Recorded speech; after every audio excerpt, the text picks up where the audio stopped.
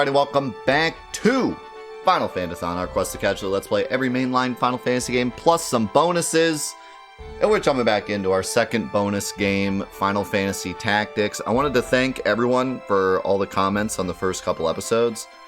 So many people are excited to finally be into Tactics after so many years of desire to see Tactics as a full Let's Play on the channel. We're finally here. A lot of people are like, yes. It was cool to see, so. And I am very excited to get back into it. It was a lot of fun the first time, and yeah, I'm loving it. So let's keep it going.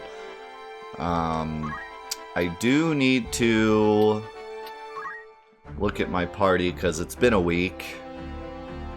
And I need to remember what I was doing with everyone. So you are working on being a knight, right? Arnold is trying to learn... Oh wait, he did learn gain JP up. So I guess he's actually ready to change into something else.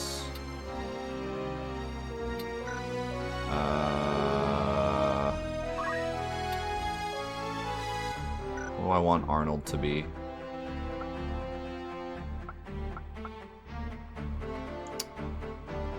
Freddy is working on white magic, but I was gonna teach him...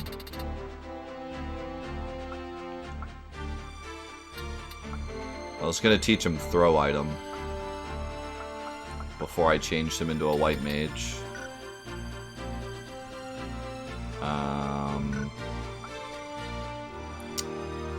You are working on getting... Wait, you're not working on anything. You are working on getting gain JP up. And then I'm probably going to turn you into a knight as well.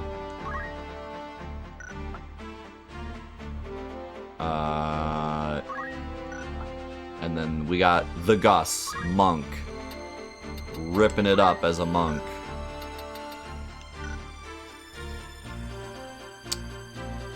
You should have...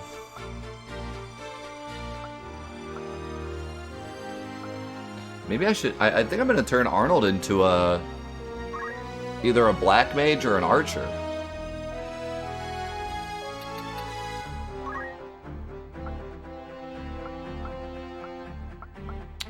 I already have 2 knights. I already have a white mage.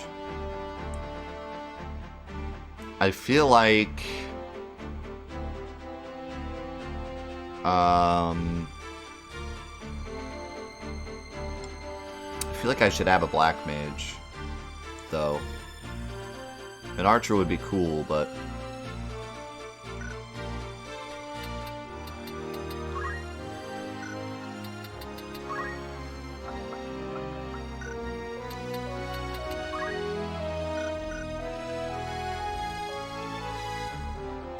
The problem is, Arnold has, like, no faith. And I think faith is what you want for mages. Like, I don't really know what the stats do, but... Then again, I made Freddy a mage, and he has, like, nothing. He kind of sucks. I could... Maybe I should try to hire someone instead of Freddy, because he doesn't really have anything going on for him. Or not Freddy, Arnold.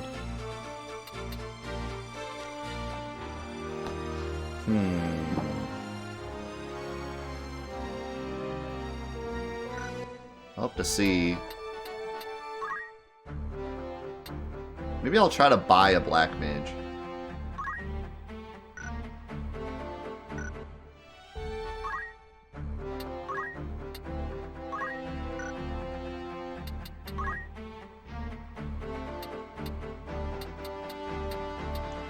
Let's turn you into an archer.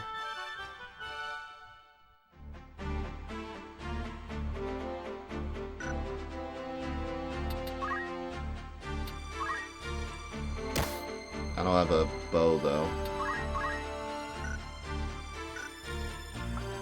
I thought I had one. Yikes.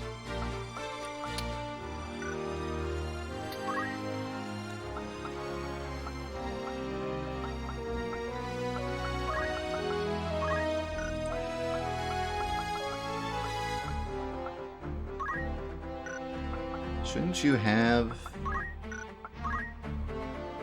move +1? You have battle boots. Oh, they just give move +1, that's right. You have to learn it for an additional. I gotcha. Okay.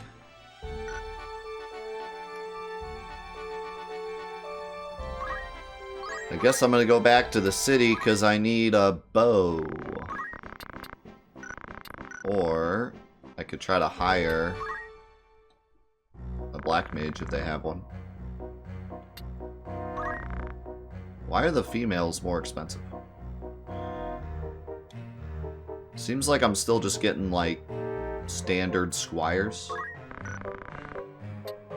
Oh, wait, never mind. Female's cheaper.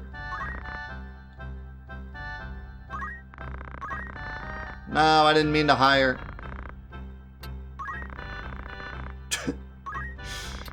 No. I accidentally pressed hire. So, while I'm figuring out what I want to do with my party, there was one thing I wanted to talk about. Yeah, they give the gifted sub to Darth. And Oxy, they give it the 18 months. And Little Juice, they give it the gifted sub to Fork.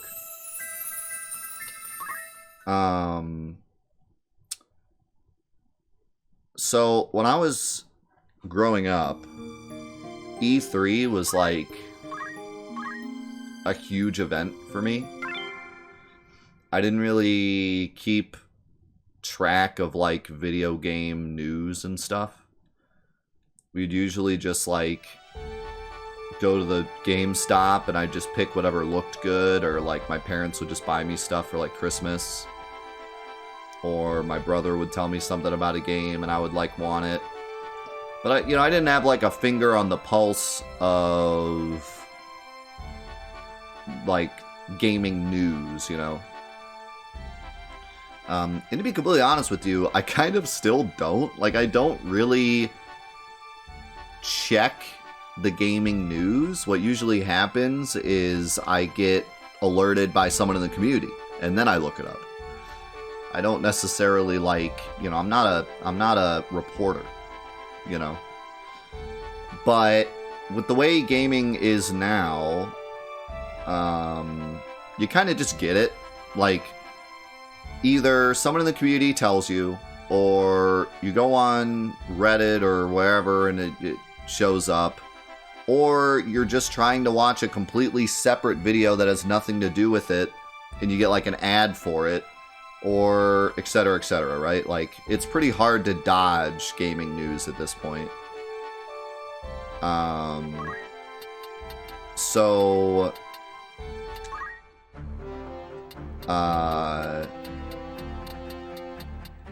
Yeah, it's kind of different now, but back then, I didn't really know anything about what was coming out or what was good or anything. And then there'd be this big event every year, E3, and that would be like my one chance to like pretty much see what's going on for the whole rest of the year, right?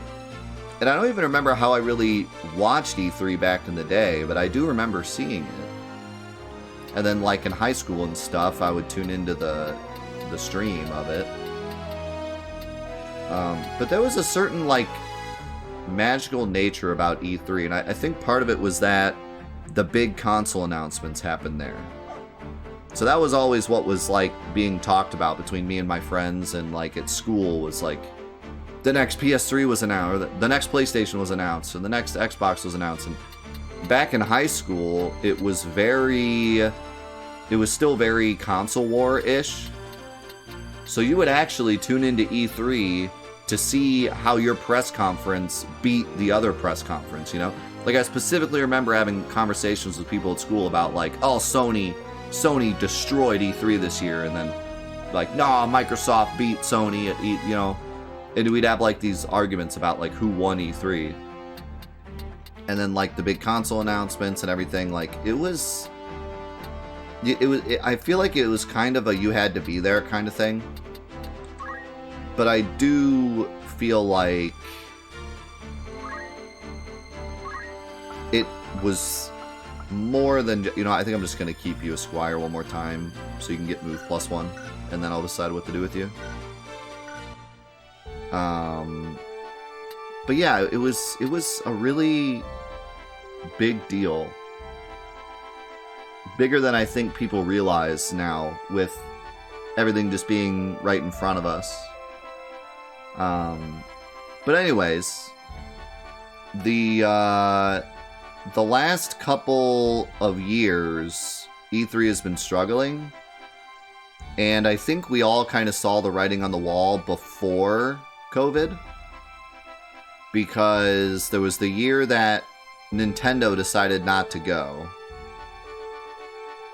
And everyone was like, that's kind of weird, like, Nintendo not going to E3? But it kind of made sense because they were behind. They weren't ready to announce. I think that was the year that they announced the Switch, and they, like, weren't ready to announce it. And Nintendo's always been this company that, like, announces stuff on their own time. They don't try to compete with Sony and Microsoft anymore. They're like the outlier that announces their stuff at their own time for their own audience.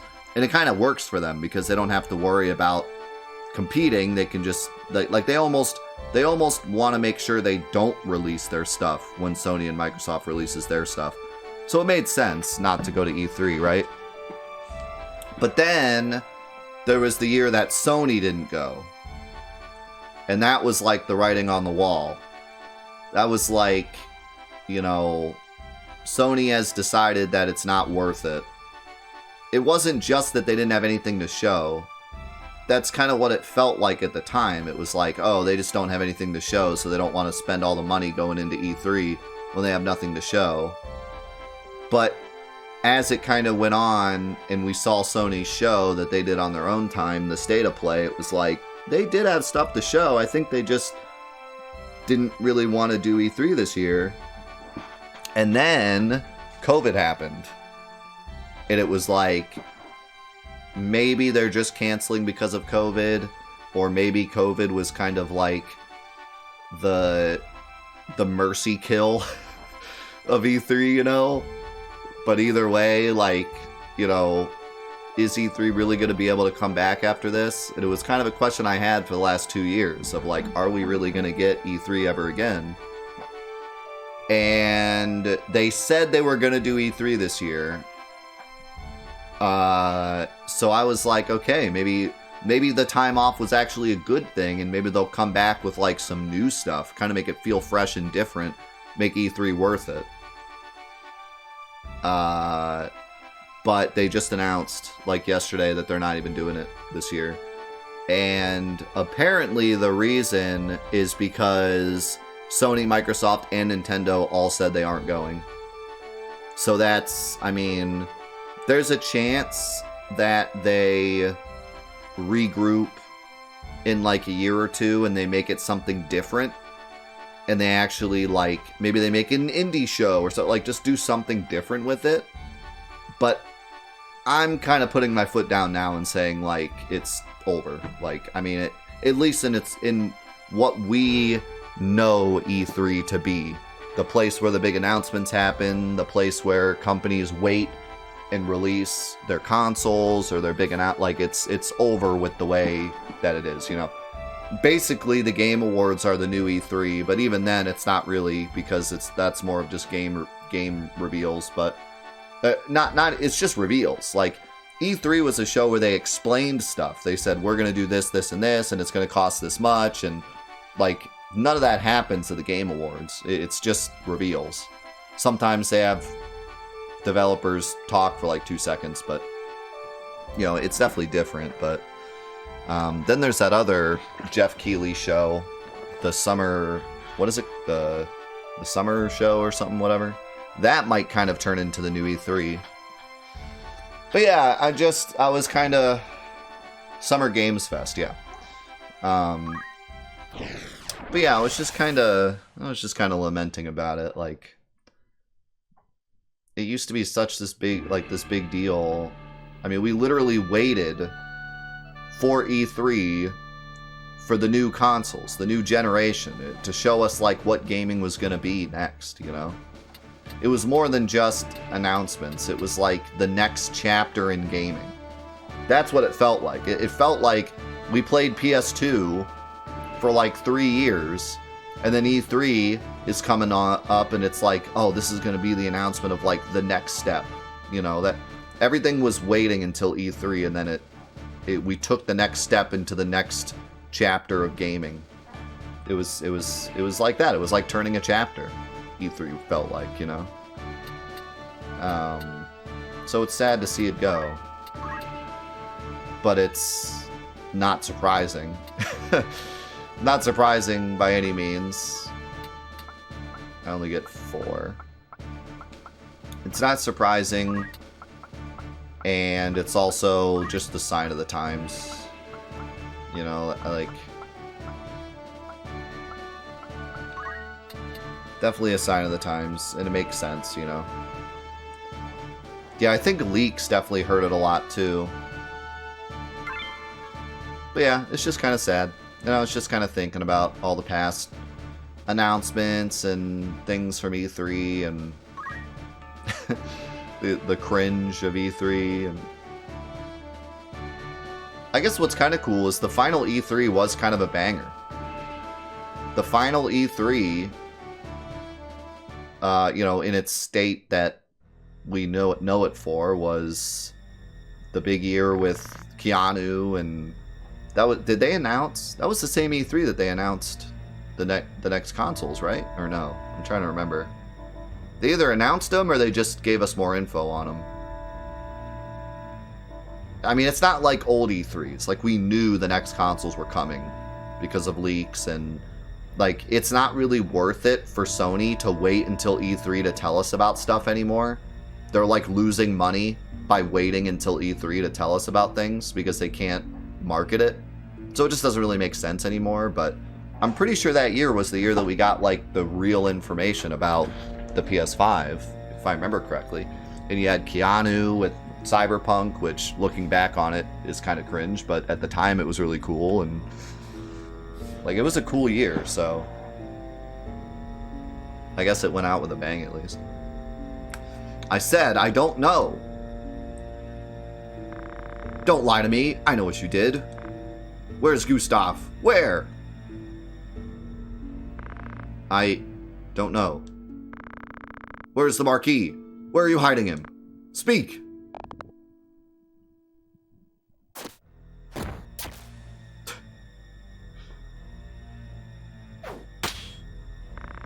This is your last chance. Where is he? Desert.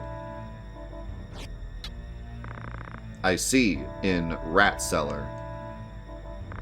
Wait! Dang, the Hakuten. Looks like our trip here was well worth it. I've seen him somewhere. Do you know him, Delita? I saw him at the end of the 50-year war in Egros. I guess we must fight. Yeah! Okay, calm down. Somebody tell him that it's a tactical game and it's going to be like 3 turns until we actually see the enemies.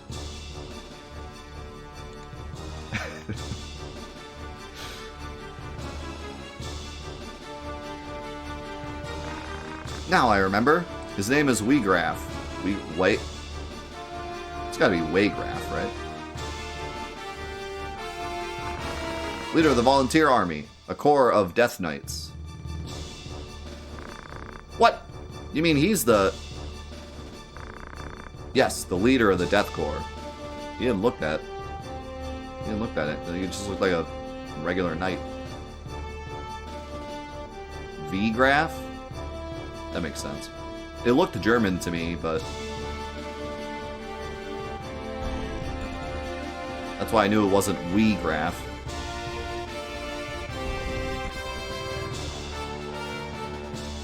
But I didn't think about the V sound.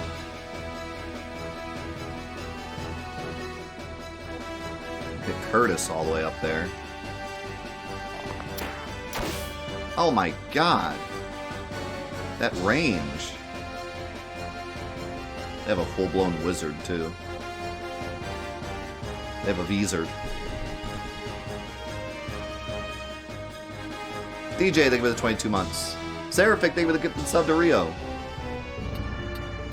Just so you guys know, the meme version of the hype wheel is active today. So if we do get a hype wheel today, it'll be the meme wheel instead.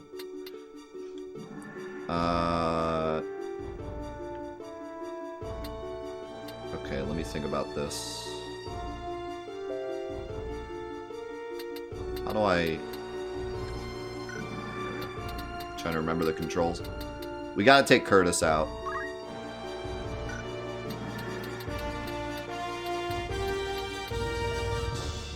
Um, 100%. He has way too good of a spot. I think the play here...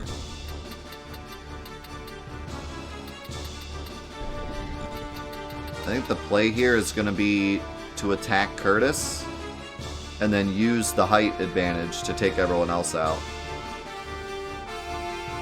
Kind of capture this hill here. I could engage down here, but it'd be a mistake. I'd get blasted by him and Curtis would get way too many free shots. So I think I'm going to have to climb the mountain. Also, I see he has the high ground. I see an Omni chair. Let's go grab it.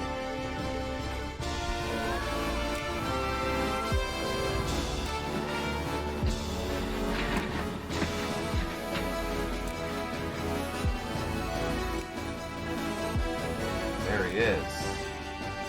Special guest today.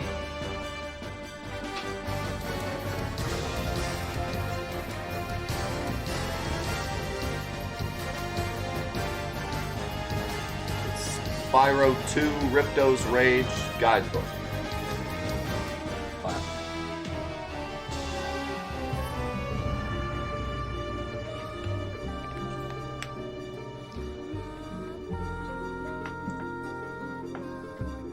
A true classic.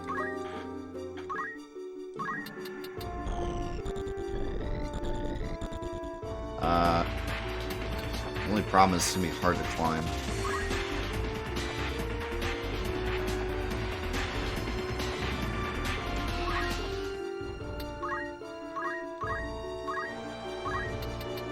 At least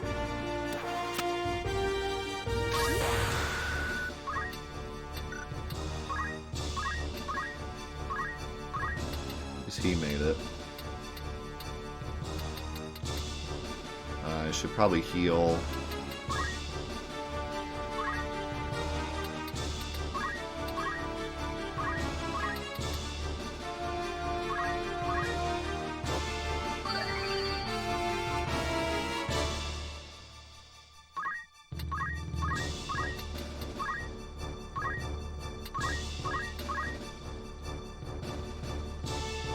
Hopefully Delita gets up there and kills him. Looks like my guest characters are following the plan.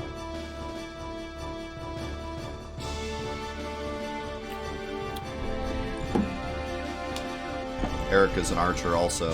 Oh god, they're all archers.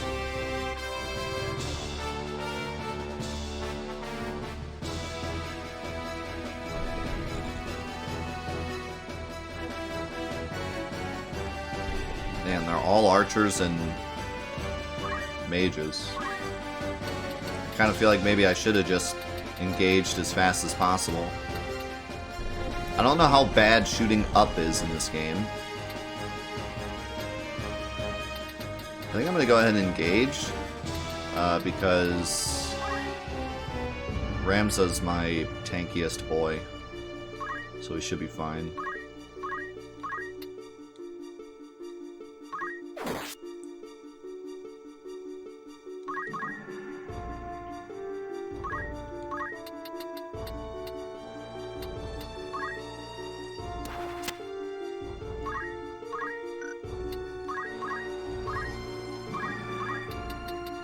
Alright, this wasn't that bad to climb.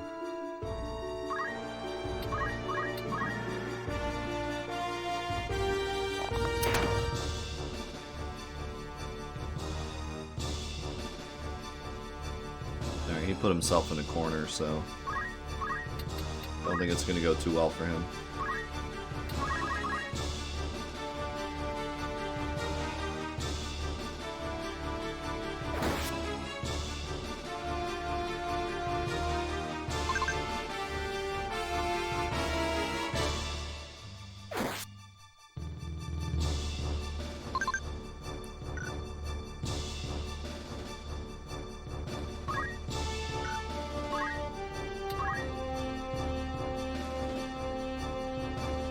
Knight is really slow. Is he gonna start shooting at me from across the way? Nope. Where's he going? Why would you... Okay.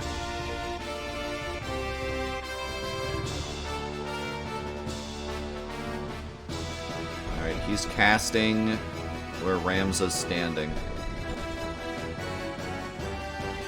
I wish there was an easier way to see, like, where the cast is. Maybe if I click him.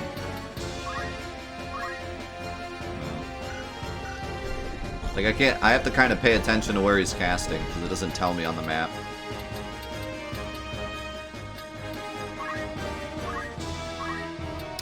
Alright, they got that covered, so... I'm a little afraid to engage like this, though. I definitely can't engage with you. You're hurt. You're gonna hide back here, I think. Dude, the monk just jumps around. The Gus, he's got some pep in his step. Alright.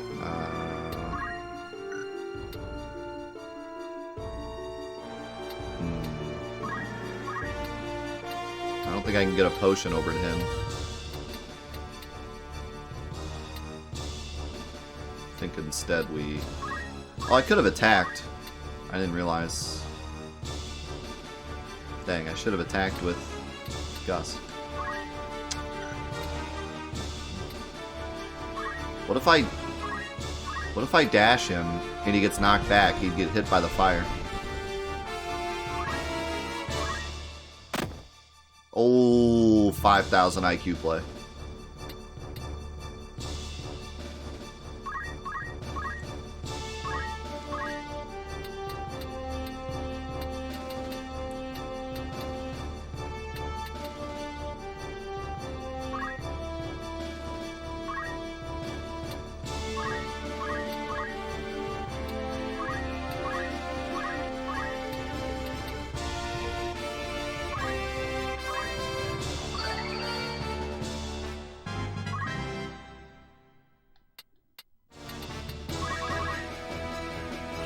Look at this 5,000 IQ.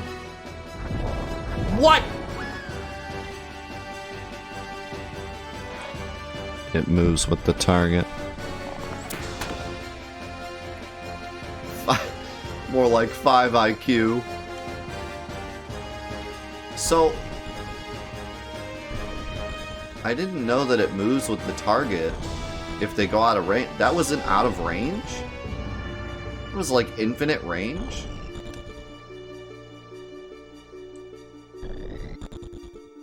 Like, there's no way that was still in range. Look how far away I am. So once you cast something, that's it? Like, it's gonna hit? That makes magic so much better than I thought it was. I'm like trying to plan it out to make sure my cast goes through before the guy moves. Turns out it didn't even matter.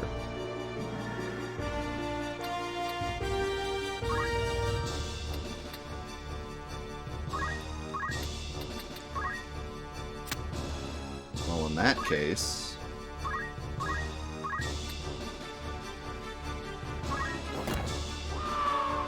Get wrecked.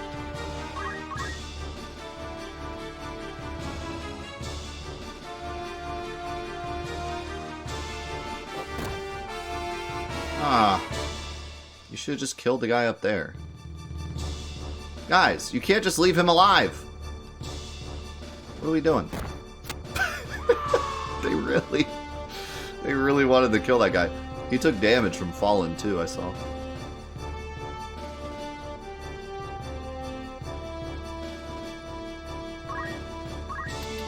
Well, I guess I gotta go up here and finish him now.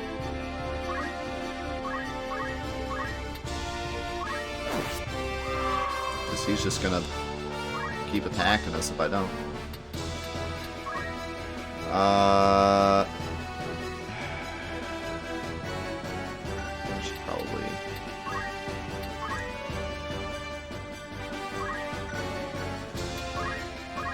I'm afraid that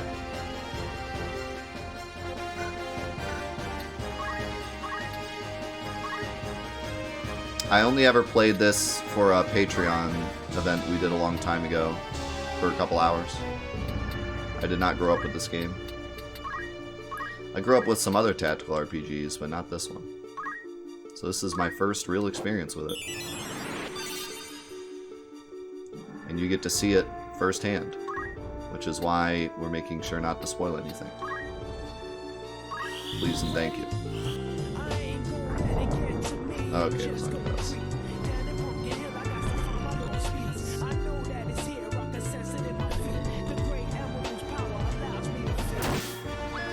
Wow, that damage.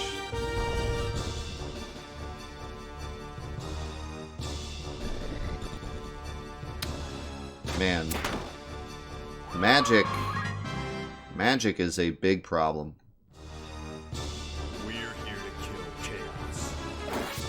That guy is so strong. What the heck? Algus, what are you doing? Sarah, big thing to get the sub to Priel.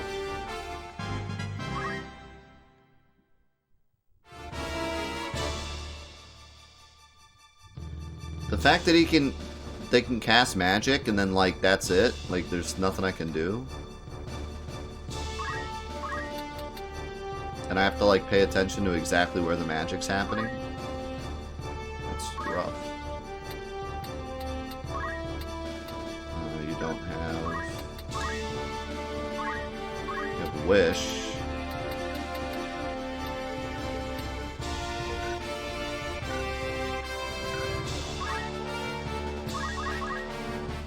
Oh boy, okay. Well...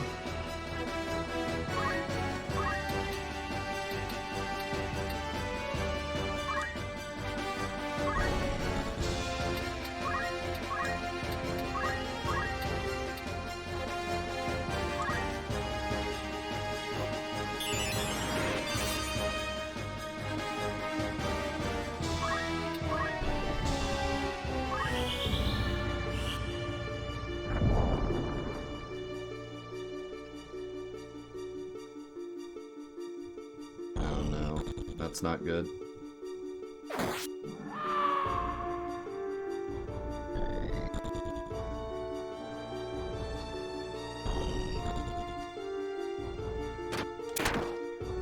Yeah, I think we're in trouble.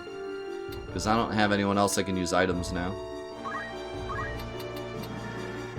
At least now I understand how magic works. This would have gone fine if I didn't do like the absolute worst thing possible with that spell. Like that was the absolute worst decision I could make.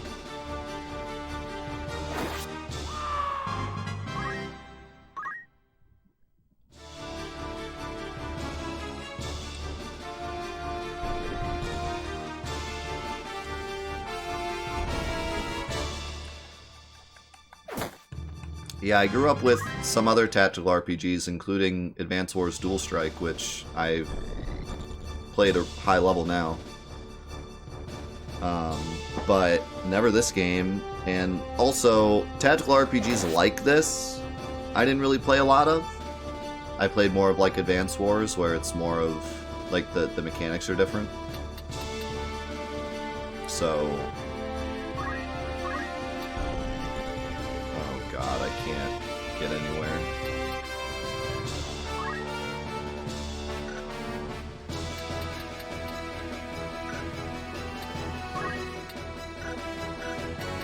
Yeah, this is ripperoni pepperoni.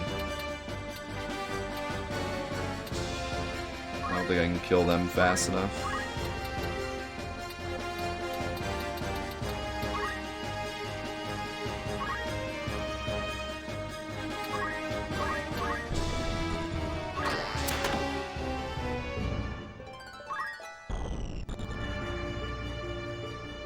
Actually, maybe if he...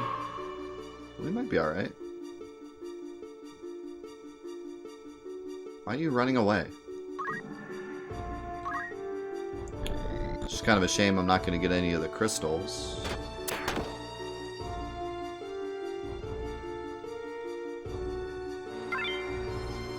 Ah, he stole a crystal. Dude, I still can't... Oh yeah, I can. Okay. Here's the problem though. He's in a corner, so...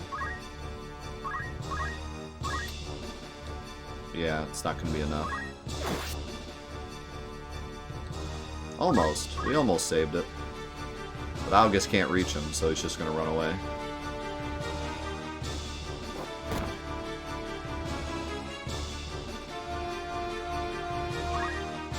Yep. So I could let Shady permadie, but given that I totally blew it this fight, I might as well do it over. If the fight went, like, really well and Shady died, I'd be like, okay, we'll just let Shady die, but... Obviously, I done goofed.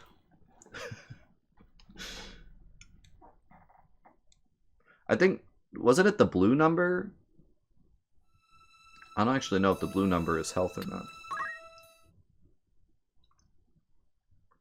It would have gone fine if I didn't blow myself up. In fact, I could have run right into them and then blew them all up if I had known that's how it worked.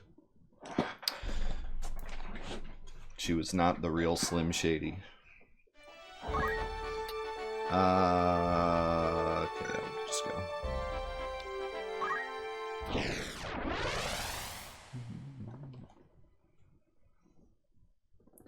I usually reset my first time through the game. And then it's always fun to play through again and try to, like, not lose anyone. Or, you know, like, play, like, a permadeath playthrough. But, in terms of, like, your first playthrough, I always found it, like, part of the experience to either reset or not reset. So, like... When you beat a level, you have to make the decision on whether or not that was a good run or if you want to try again and lose less. So I think that's part of the mechanics of the game. But it's always fun to do like a no resetting permadeath playthrough as kind of a self-imposed hard mode. I mean, it didn't take me off guard. I just literally walked into my own party and blew up. Like, I would have won the fight had I not done that.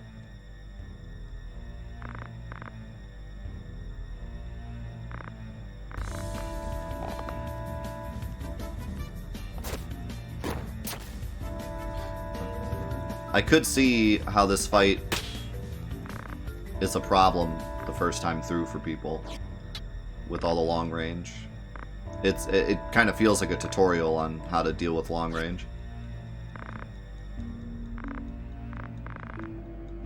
Yeah, think of the gifted sub to Danu. In Zero, thanks again for the primer. So let's see. Do I go up again? I think I do, because honestly, there wasn't much they could do up there.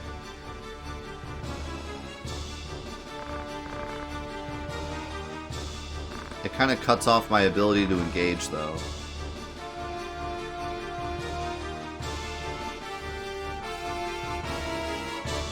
I could maybe split up.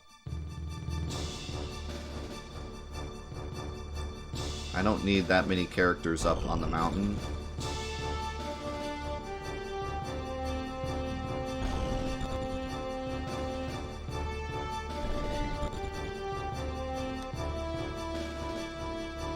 They kind of get stuck up there with no place to move.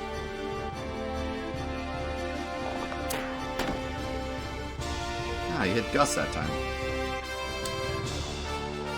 Willy! Willy the Wizard! That's an amazing name.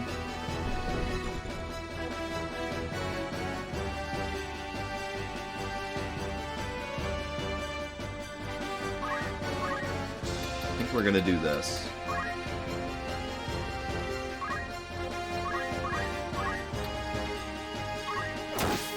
Oh, nice crit.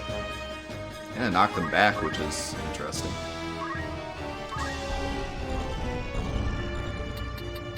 I think you're gonna go with him. And Gus, you're gonna go here. Shady, you're gonna go this way.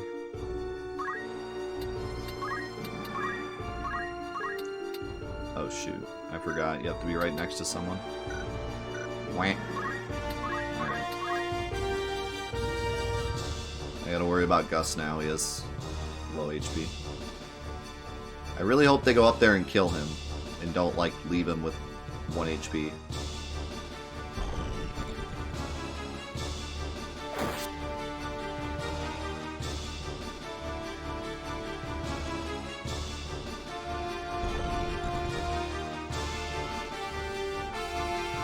I was a little afraid they were all gonna run at me, but they're not.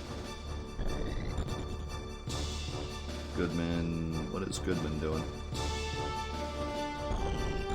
What? I don't even know what he did.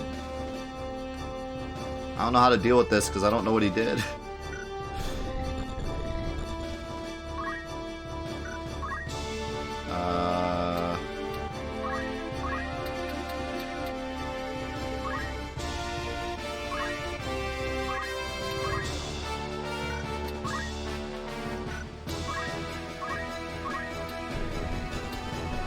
Potions from above.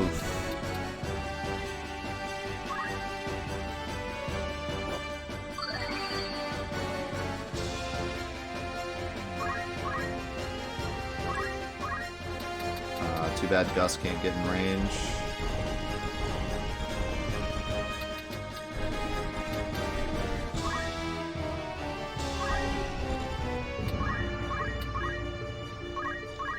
You're gonna go up here to make sure they don't do something stupid.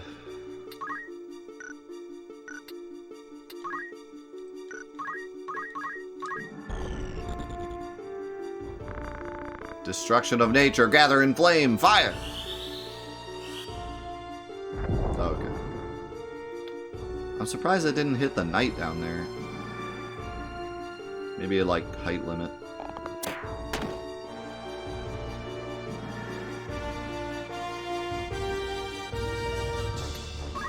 Now I gotta decide, do I want to hit the mage or the knight?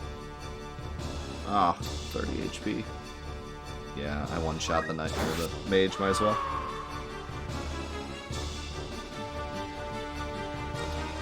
I could run, but I actually kind of like him here so the knight can't get out. Yes, go end Berkeley's career, please.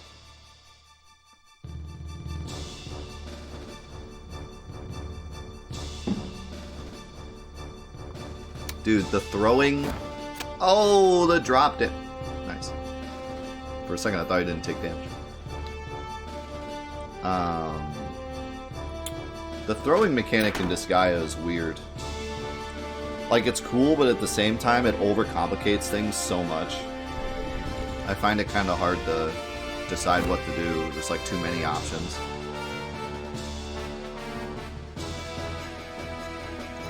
I get kind of overwhelmed with Disgaea.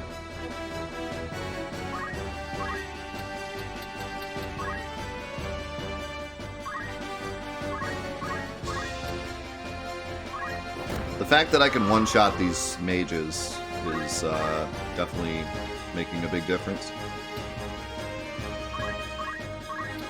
I think you win this fight. Maybe. You'll have to heal at some point, probably, but...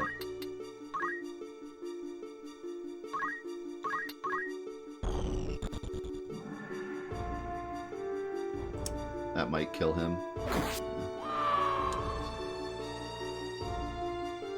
That's actually scary. Oh no, this is really scary now. Shoot. That's such a shame.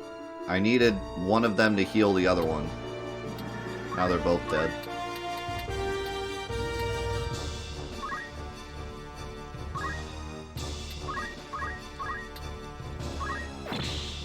Ah. That was lousy luck.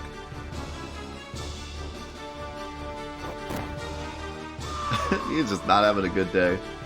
And rocks thrown at him. I gotta get Shady over there, like, super fast. As fast as I can.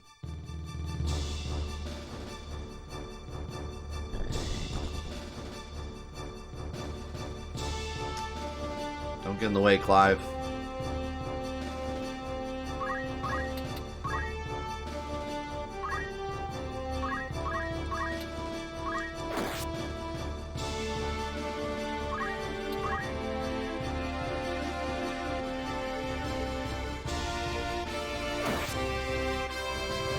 I should have... I don't know. I didn't have many options, honestly.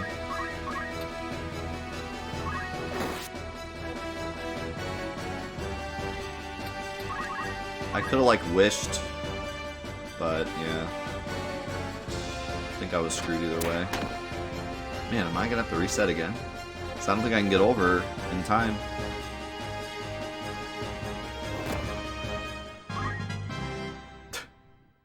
Punched me in the liver and leveled up.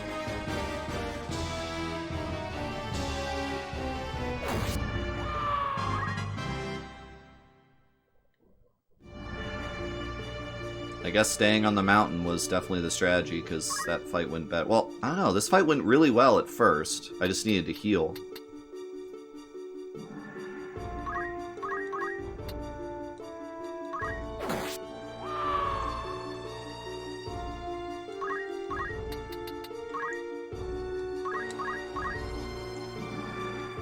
Let me see here.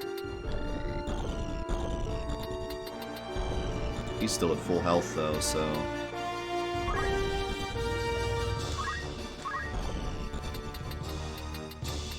Like, I don't think I can make it.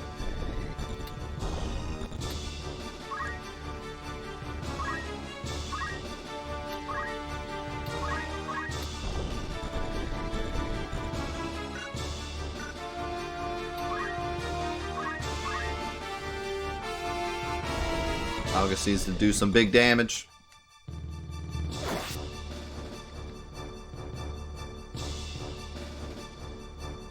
Oh, and then he runs.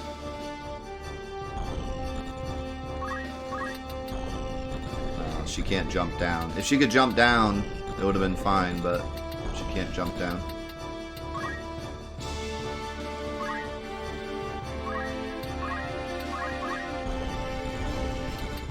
Oh. Such a shame. I'm like one spot away.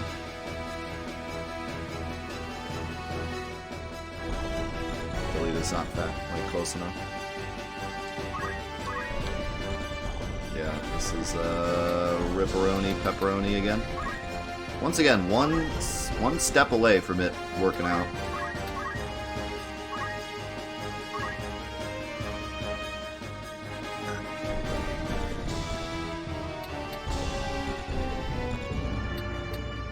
Give it one more shot. I don't know, I kind of like that strat better, actually. I just needed to... I probably should have wished.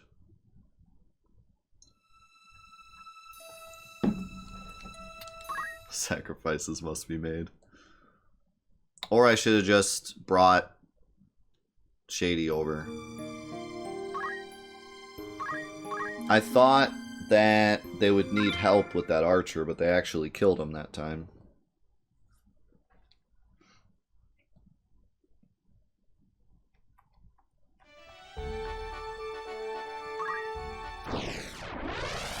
Yeah, I can definitely see how this is a fight that catches people. Because the first time went good, but then I screwed it, and then that time I didn't screw it, it just went bad.